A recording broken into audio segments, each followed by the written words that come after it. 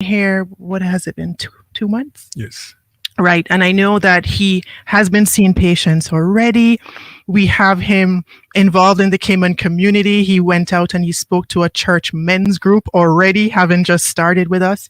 And so, because of that, his rapport so far, I know that your listening audience will be pleased to hear from him this All right. afternoon. All right, great. So, Dr. Paraz? Yes. Yes, good afternoon. Good Hi. afternoon. And welcome to Straight Talk. So, you are here being introduced to the Cayman community. You've been here since February. Yes. So, you're the new kid on the block. Yes, I am. Yes. How's it feel? It feels great. Cayman, I'm loving Cayman. And I Yeah. hope the Cayman loves me back. Well, I tell you what, all the good things that Health City does, you're in good company. So, everybody loves Health City at this point. So I think you've joined at a great time with a company that's just like amazing. So now your background is in urology, right? So you're a Yes. trained urologist, a kidney transplant surgeon, Yes. and you have over 7 years experience Yes. in the field of urology and kidney transplant surgery from various centers of excellence in India as well as the USA. Yes. Yeah, so tell us a little bit about your background and kind of where you're hailing from and a little bit about your US experience as well, Yeah, just sure. to introduce yourself to the Cayman community. So, well, I would say it's been 18 years since I started my medical career. Uh, First, as a undergraduate, I did an MBBS from the best hospital in India, you can say. And after that, I have completed my trainings in general surgery and then in urology, and have had extensive experience in kidney transplant and robotic surgery along with that. So I would say it's been like almost 15 years of my training as a doctor and as a surgeon. And now I can say that I am an accomplished urologist and a kidney transplant surgeon who is well versed with the latest technique that is there in the world for these two fields, and I'm using those techniques to deliver the best to my patients.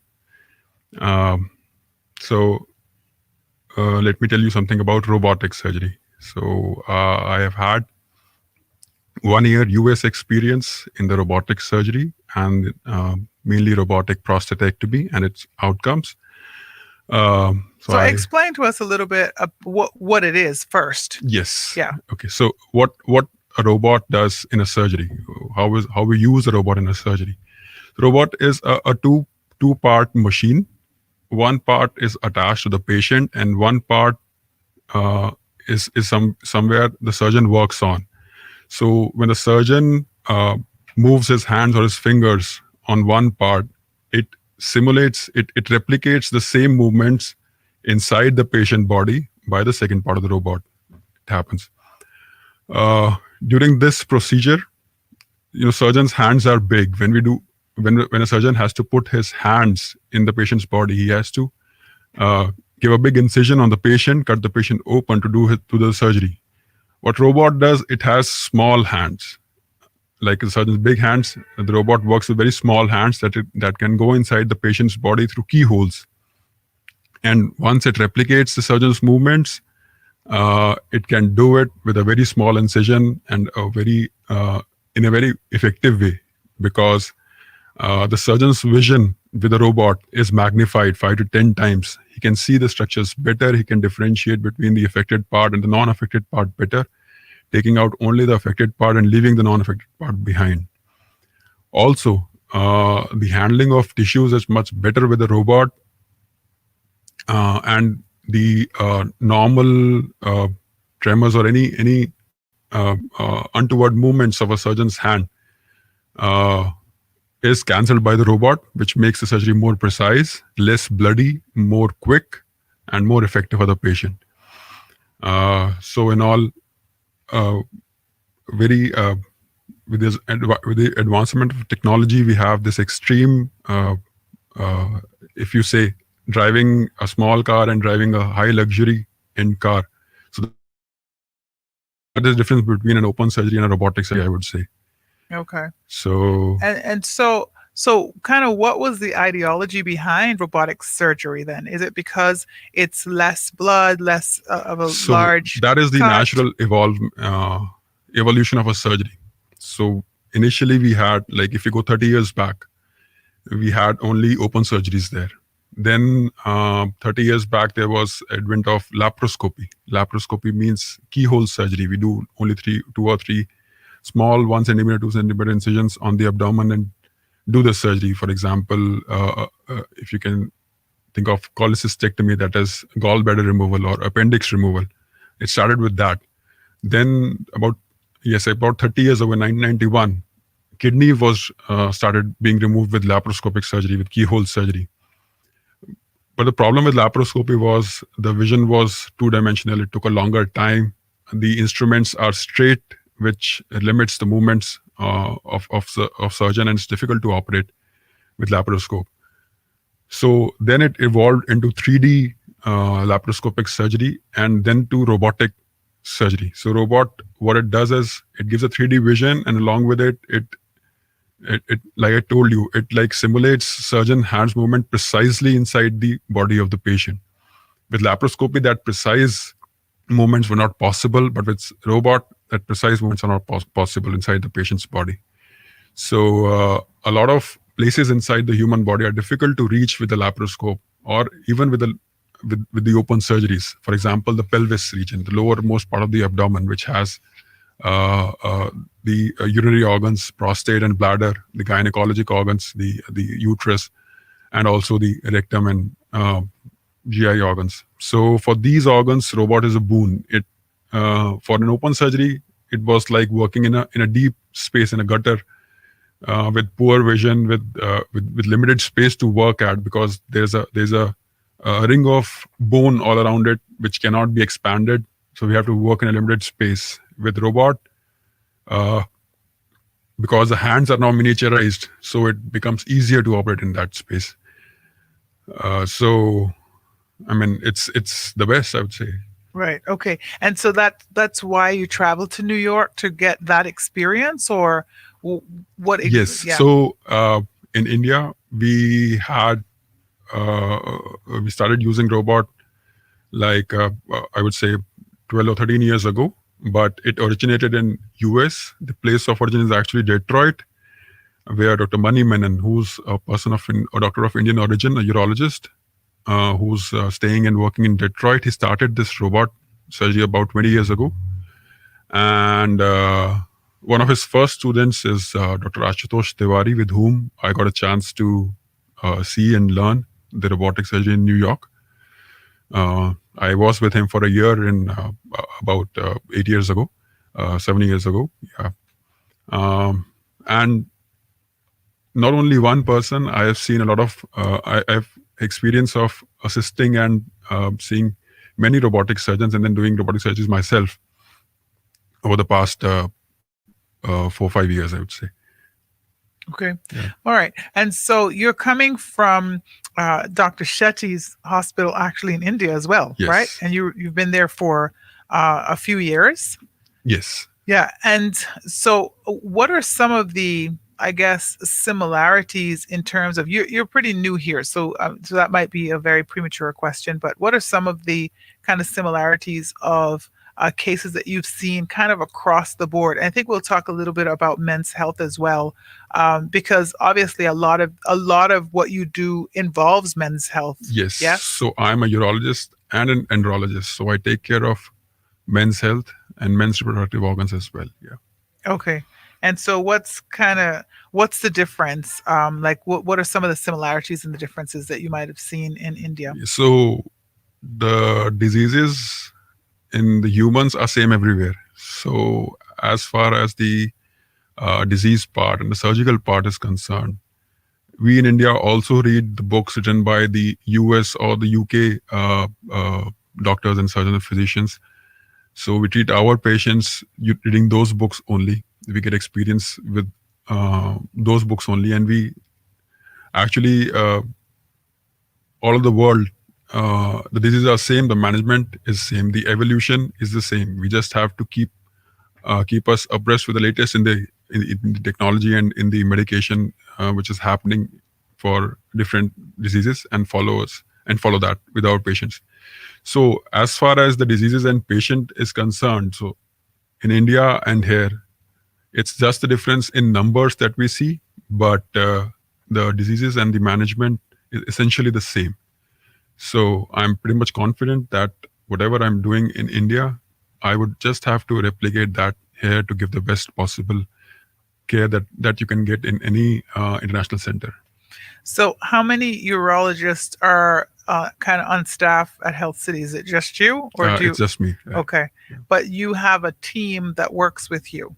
Yes, definitely. We have a team. So whenever a surgery is done, we have a team working on it. I am the lead surgeon, but we have the assistants and definitely the anesthesia department who's there to support us for every surgery. And then we have the critical care experts who take care of patients, especially the complicated patients after the surgery. And it's a teamwork. Yes, definitely. And you've already done some surgeries since you've been here? Yes. So apart from routine urological surgeries that include surgeries for prostate, surgery for kidney stones, and now laparoscopic surgeries as well. So we've started doing laparoscopic surgeries at Health City now. I have done a kidney surgery with laparoscopy, a removal of the kidney, and I also have done a prostatectomy laparoscopically, removal of the whole of the prostate for prostate cancer.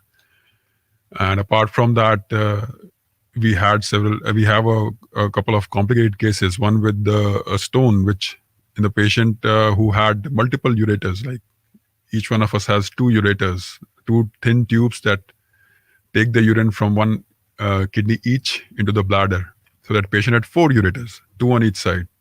And the stone was somewhere in the ureter, which was not easy to reach, but we managed to do that. So you're saying we normally have two, Yes. but this person had four? Yes. So that's But something congenital. like born with four? Yeah, born with four. Okay. So that's that's a rare anomaly that we see. So when such a person comes to us with a stone, so it's difficult to even identify which ureter we have to, because the two ureters are so close to each other, we are not able to see on any imaging or either on CT or on ultrasound that where do we have to exactly go to reach the stone and break that stone. So we did that we did one surgery here, and another complicated case recently only. We had a post kidney transplant son with some problem with the kidney transplant, the transplant kidney itself. So we have done a surgery for that also here. So whatever in the field of urology is happening in the world, I've been trained in that, and I can provide that service here. Yes. Okay. And so generally then, what do you do? Like, what is your daily, what does your daily day look like then? So obviously it's not just surgery. What are some of the other things that you do? Urology encompasses all the diseases of the urinary tract. That means the kidneys, ureters, bladders, prostate, and also the male organs. So any problem affecting these is my domain. So it's not just the surgery of these organs, it's also medical management of diseases that affects these organs. I mean, short of kidney failure, I do not deal in kidney failure because that's a nephrologist's expertise.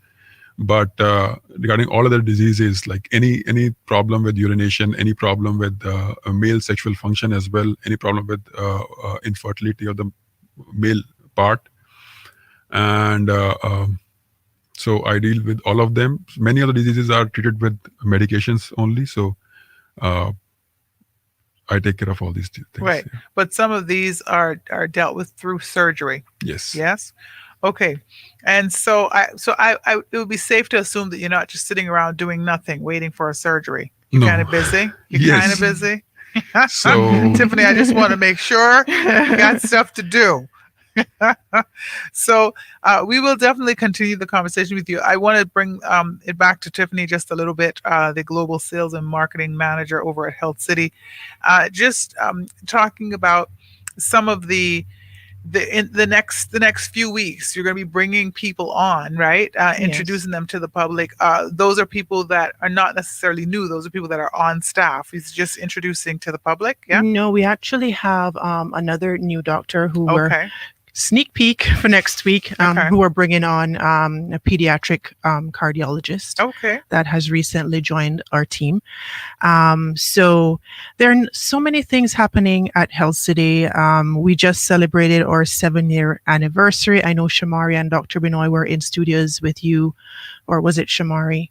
In studios with you last week, talking about our 7-year anniversary promotion, I was which telling is him it felt happening. like longer than 7 years too. Yes, yes. Yes. I mean, he was there for. I mean, obviously, Beginning. I've joined in the last 2 years, Health Right. City, so I've experienced 2 of those 7 years, and I understand when someone who's there for 7 years says it seems like a long time, because I feel like I've been there forever, Right. just with everything. Even with COVID happening recently, people say, "Oh, 2020, did that happen?" Right. Right. That went by. So yes, we have our 7-year anniversary promotion. We have our executive health campaign happening now, where persons can book in before the end of April to get that for a value, a $500 value to get that done. We just opened our Camana Bay clinic. Not our Camana Bay clinic, or Cayman Brac clinic. And then in the future, I mean, it was announced that there are expansions happening in Camana Bay in another 2 years. So we do have Dr. Perez joining us in our 7th year, and hopefully with his expertise that he brings, we'll be able to treat and manage the persons on island who are having those difficulties. With his skills, he'll be able to make them well, or lead a healthy life. Where there doesn't have to be any surgery, the management of, and if it does so happen that you do need surgery, then Health City is actually on the verge of obtaining some additional robotic equipment. I believe it's called the Da Vinci. Yes. It's called the Da Vinci equipment, which is going to help Dr. Perez and some other specialty areas as well to do real advanced work. And I like the way how Dr. Perez mentioned it is like having 2 small hands, and your hands are big and you have 2 small hands, to be more precise. Right. So he explained it very well for your listening audience. So there are a number of things that we're doing at Health City at this time. And, just to give your audience a sneak peek, we try to bring our doctors on, our teams on, just to kind of themselves to showcase what it is that they do on an ongoing basis, and Right. the skills that they bring to the table. Right. And I like that. I like the fact that, when people tune in every Monday, it's Medical Mondays, and it's brought to you by, Health City. I love that you can hear actual people talk about what they do. Because a lot of times what happens is when you go to a medical institution or hospital, everything just seems like, so far removed from you, right? And it's like I kind of relate it to like a child in a candy store. They're very small and they're looking up, and there's all of these things in front of them, and they have no idea how they got there, or it all just seems like. And you ask them, which one do you want? And it's like, I want all of them, right? So I kind of feel like when people go to the hospital, a grown person kind of feels like a little child a lot of times, because now their whole health, their whole life is in someone's hands, and they're putting the trust in that person, that I'm going to be okay. So in the event that I happen to have, in this case, Dr. Perez, I happen to have something wrong with my kidney, or a gentleman has some issue that he needs someone to look at and help them with, the trust that's necessary, right? The conversation that's necessary, and then to leave it in your hands and know that it's in good hands.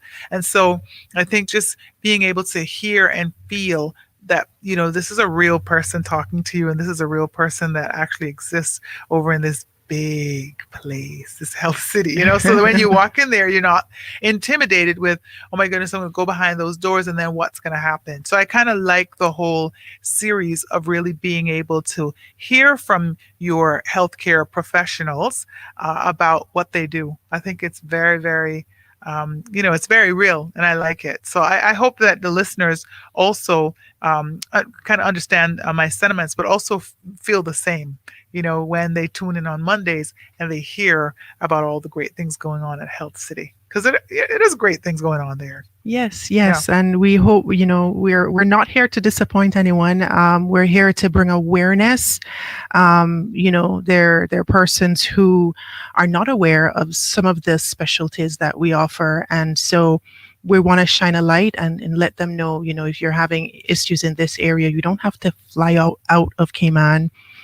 We are still in a pandemic, right? So travel is not as accessible as it Right. used to be. Right. And so, with the likes of Dr. Perez being, added to our team, persons who either had issues before he arrived or may have something develop in the future after they do any kind of testing or so on, or evaluating themselves and getting a physical done, they can, as you say, have that comfort level to Right. know that it's actually available here in the Cayman Islands and at Hill City. Absolutely. And I completely 100% promote and agree with having it local, because I for one, I want to travel. Yes, I do. I want to get on the plane. I want to go and see places and see cultures, and I want to shop, and I want to do all that stuff. But if something is not, it's my health,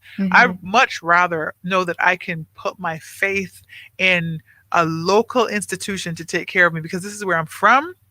This is where my people are. This is where my people will come and visit me, Mhm, right? mhm. Wherein if I have to go somewhere else, yeah, that's fine. But when I'm there, chances are I'm not going to get that attention from the people in my life that I love and I want to see regularly while I am recuperating or Mhm. healing or whatever. Wherein if it's available here, why would we choose to go overseas? And we've also talked to a couple of people from the US and different places about their experience at Health City. Who choose to And come here? Even yes.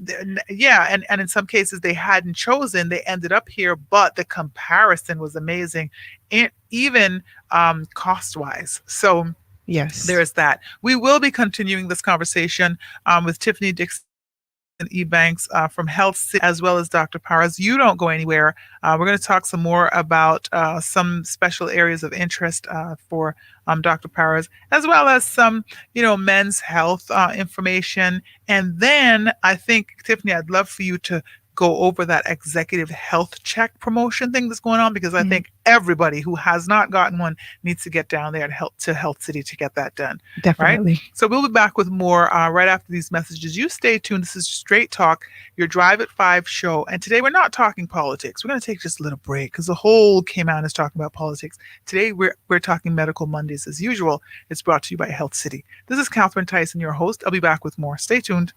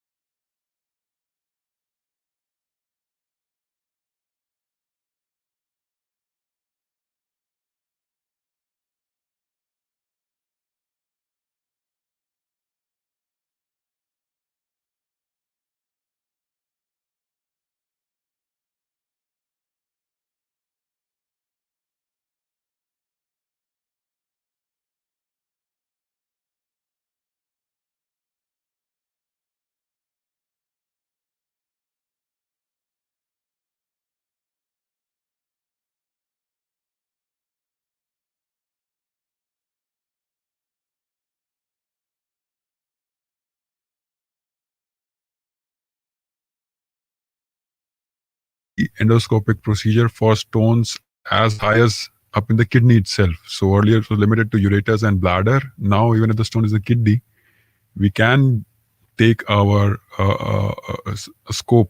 endoscope from the urethral orifice into the bladder, into the ureter, and up into the kidney. See the stone, take our laser there, and break the stone into pieces, make it stand like with the use of the laser and the endoscope taken through the natural orifice without any cut in the body. So that is what minimal invasive urology is all about. Other diseases that we take care of with minimal invasive approach, with endoscopic approach, is the other second most common thing is a prostate. So with age, many men have enlargement of prostate that causes urinary problems, difficult to pee, frequently getting up in the night to pee. So many of them are controlled with medicines as well. So that's my field of interest also. So many of my patients who are under my follow-up are getting medications for the enlarged prostate related urinary problems.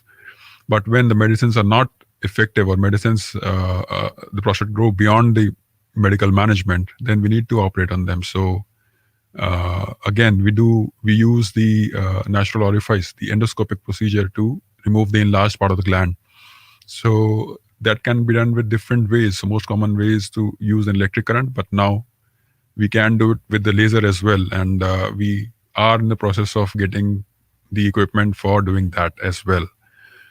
The other minimal invasive surgeries include laparoscopic surgery, and robotic surgery is the most advanced sort of minimal invasive surgery only, because we are entering the patient's body through keyholes and doing the surgery. So any kidney surgery, be it kidney stones, be it obstruction of the kidney, what we call as PUJ obstruction, causing swelling of the kidney, be it a kidney tumor, surgery of the kidney cancer. So that can be done through minimal invasive approaches, through laparoscopy or through robot.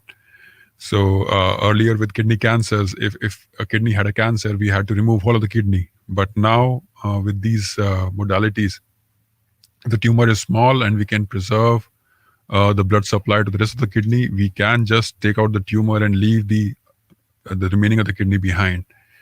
So that can be done. Earlier, when the surgery started, it started as an open surgery.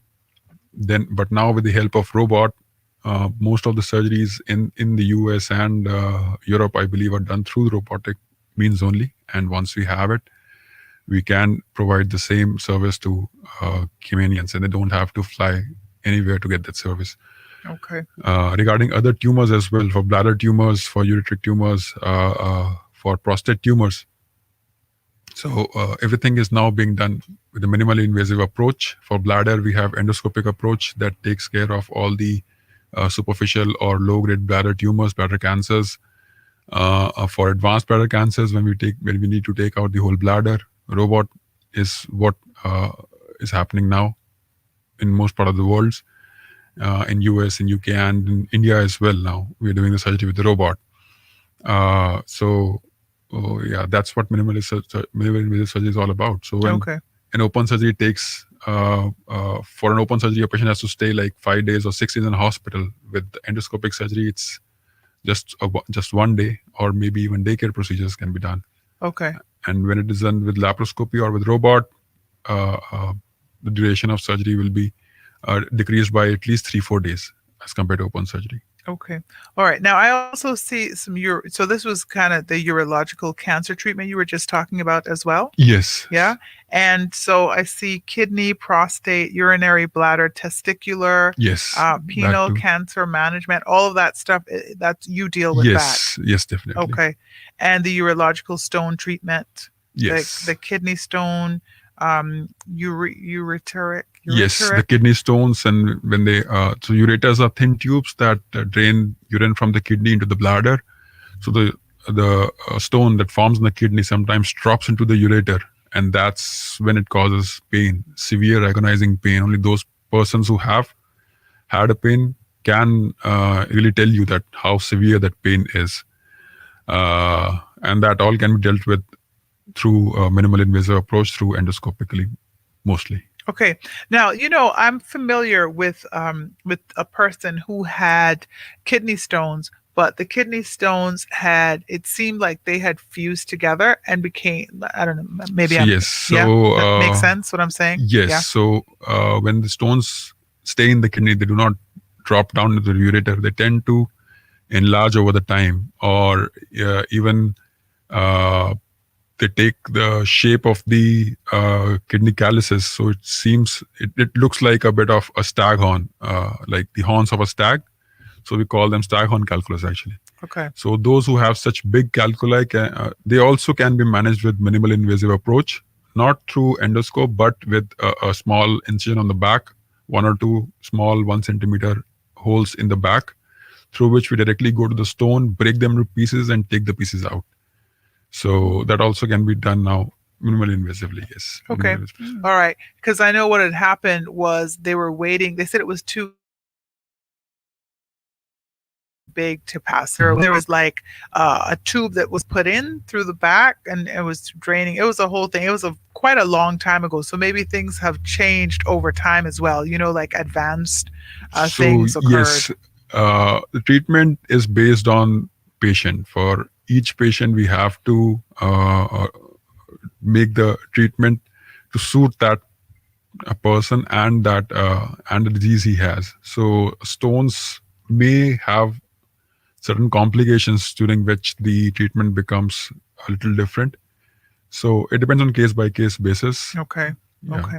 Now, I also see andrological disease management for erectile dysfunction and premature ejaculation. So that would definitely be, I think, of interest for men to know that there is somewhere that they can go to address things like that. Because obviously, Tiffany, we're very aware that men, you obviously have a husband, that men are. I have my fiance, so they're very big and like, oh, I'm a man, I don't need to go to the doctor. But if they do need to go to the doctor, it's good to know that they're able to go somewhere and they can trust this person to deal with that. Do you find that that's a struggle sometimes, Dr. Paris? I mean, you're a man.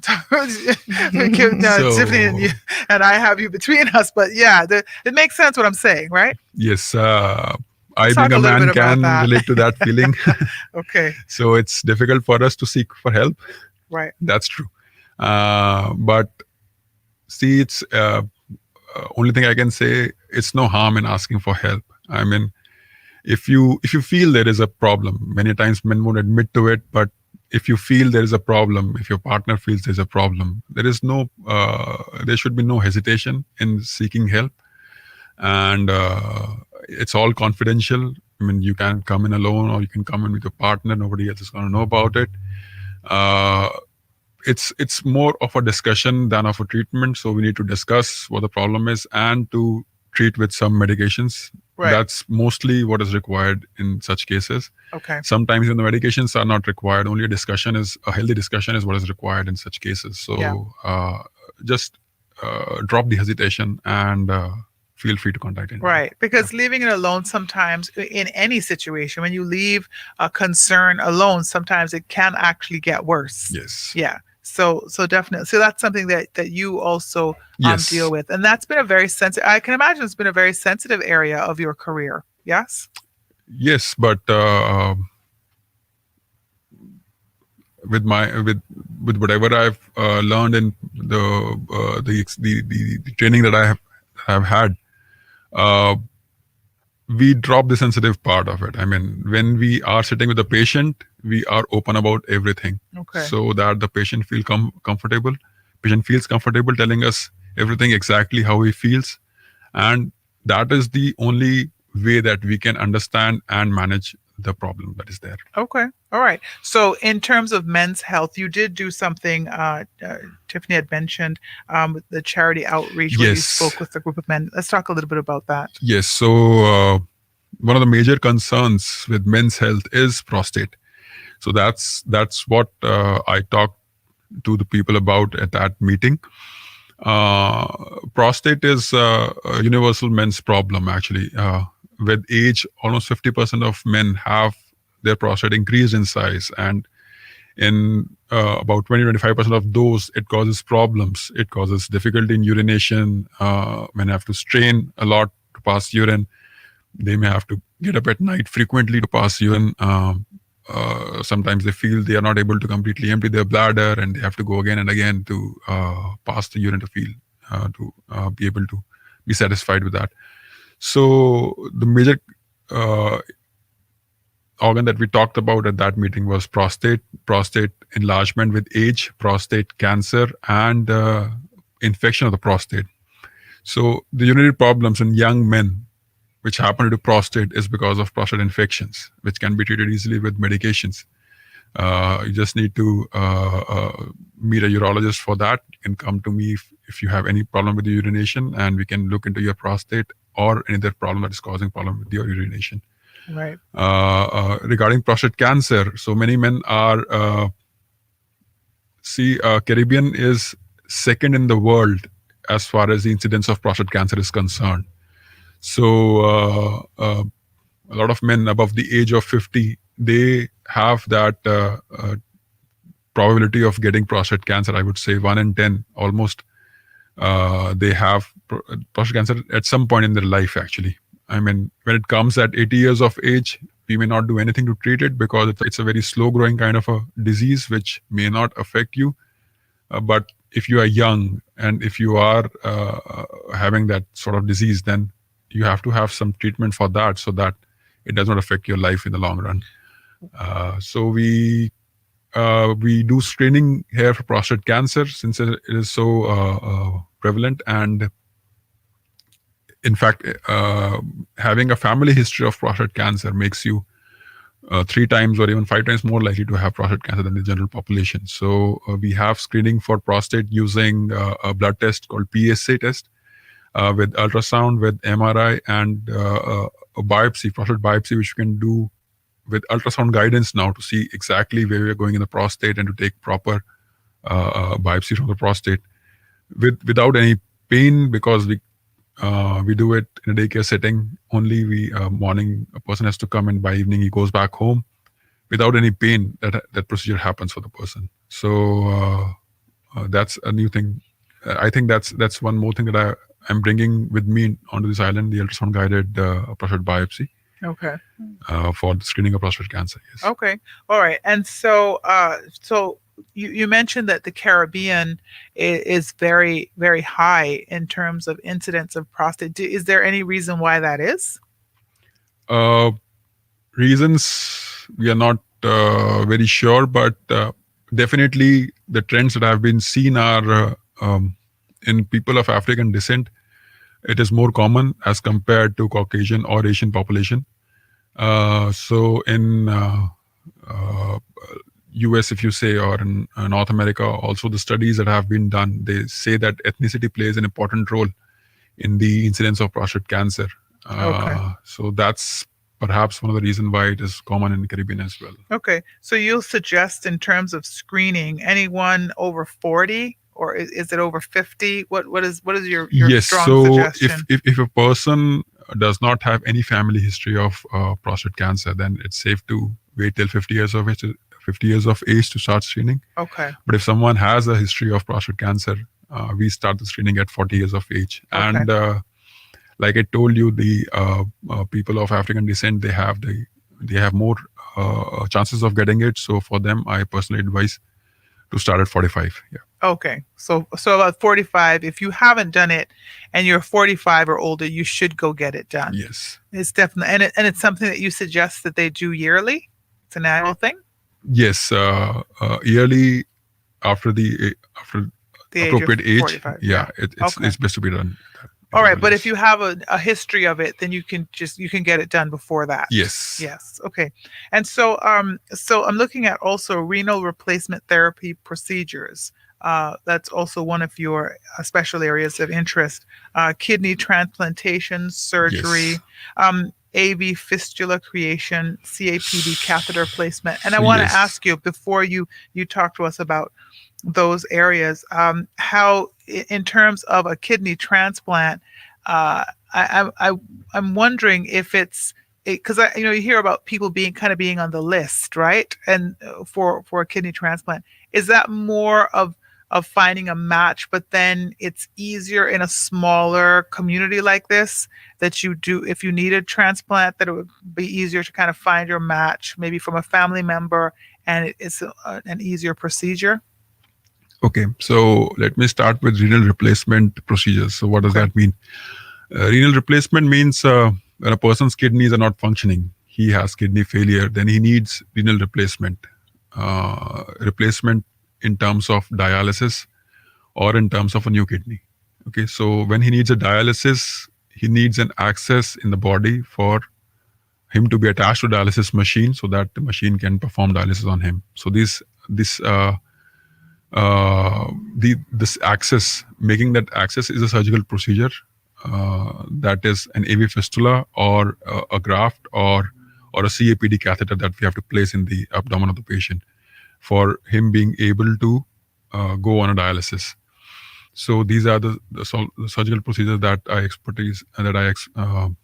have expertise in. Okay. And then comes kidney transplant. Kidney transplant means taking a kidney out of either a healthy person, what we call as living donor transplant, or from a deceased person, what we call as deceased donor transplant. So if a person in the ICU is taking his last breaths and he agrees or his family agrees for a kidney donation, we can use his kidney to be transplanted to a Okay. person who requires it. Okay. Okay. So for a small community, as you said, I think living donor transplant can be a good possibility here, because a person with a good family can have someone who can donate one kidney, one healthy kidney to that person. In the family, there is overlapping of genes, so the matching is easier to happen. If a person agrees to donate a kidney, then the kidney failure person can have a kidney transplant in the living donor fashion. The list that you're talking about is for all the patients who require kidney. They are put on a list, and as and when a deceased kidney is available, based on the blood group, they are called based on their number in the list to get that kidney. So that is what the list and the deceased donor kidney is all about. Okay. And as you were speaking, I was just thinking about this. And Tiffany, I'll bring you into the conversation at this point. I was thinking about, I know in the US for sure, on your driver's license, like when you're getting your driver's license, you can actually agree to be a organ donor.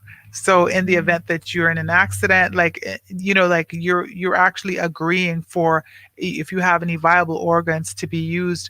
I don't think we do that here. And as you were speaking, I was thinking about that, and I don't necessarily know, because it's such a small community. Yes. What that would really mean. But I'm wondering if that's something that would be considered sometime in the future as well, just so that in the event that people are kind of having to wait on a good match, that could kind of be something that fits the gap. Yes, a definitely. little bit. Definitely, it's happening in US, but the countries where it is not happening, we take consent from the next of the kin.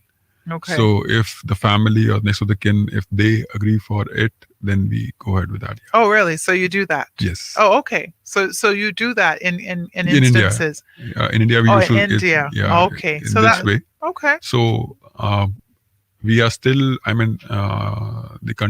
Cayman or the government here is still to come up with exact guidelines for that. Okay. Yes. But that is one possibility that we can. Oh, think of, good. yeah. Sounds like you're the man on that case there too. Yes, I think it's an exciting time Good. with bringing that in, because obviously there are discussions about that in the past and going forward.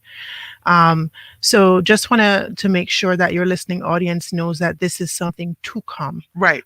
So we have the skills on island here with us. He's living amongst us. He's Right. sitting right here in studio with us. Right. We are getting equipment in the Cayman Islands, and for the other robotic surgeries that he's doing. And then in terms of transplantation, Right.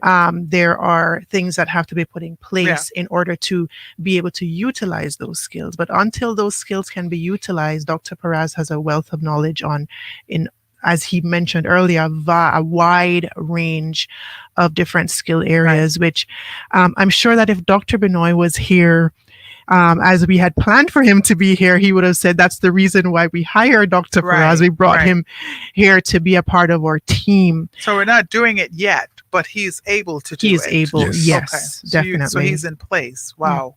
Yeah. So transplant is a teamwork. We need to have a big team to carry on a transplant.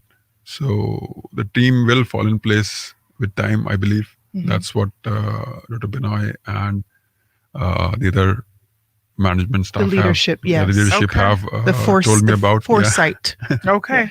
Yes. So I am like a beginning point of it. I'm not the beginning point of it actually. So the beginning point is probably the talks with the government for getting a transplant program ready. Right. So that is the beginning point. I am just one more addition to it. A very important part of it. Sounds like he can do it. And I think that when everything else is said and done, the person who can actually do it is a key person in this whole thing. And so that's who you're listening to this afternoon. You are listening to your Straight Talk Drive to 5 show. And this is Medical Mondays. We're talking to Health City today and introducing Dr. Para Singhal, who's a trained urologist and kidney transplant surgeon, as well as Miss Tiffany Dixon Ebanks, who's the global sales and marketing manager, and just bringing the information from Health City about all the things that we do have on island and the possibilities that can come, but we already have that in the form